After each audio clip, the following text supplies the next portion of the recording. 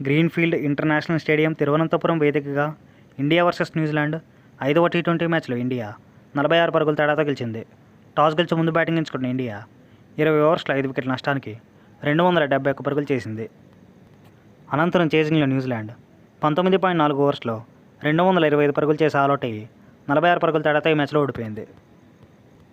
ఈ గెలుపుతో ఇండియా 4-1 తేడాతో సిరీస్ను గెలుచుకుంది. ఇండియా బ్యాటింగ్లో శాంసన్ మళ్ళీ ఫెయిల్ అయినప్పటికీ అభిషేక్ 30, ఇషాన్ కిషన్ 103, సూర్య 63, హార్దిక్ 42 పరుగులతో రాణించారు.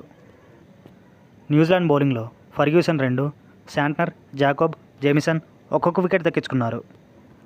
చేజింగ్లో న్యూజిలాండ్ ఫిన్ ఎలెన్ 38 బాల్స్లో 80, రవీంద్ర 30, డారియల్ 26.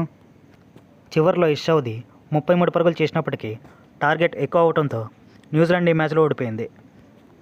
ఇండియా బౌలింగ్లో హర్షదీప్ 5, అక్షర్ 3, చక్రవర్తి, రింకు ఒక్కొక్క వికెట్ దక్కించుకున్నారు. 103 పరుగులతో మ్యాన్ ఆఫ్ ది మ్యాచ్గా ఇషాన్ కిషన్ నిలిచాడు. ప్లేయర్ ఆఫ్ ది సిరీస్గా సూర్యకుమార్ యాదవ్ నిలిచాడు.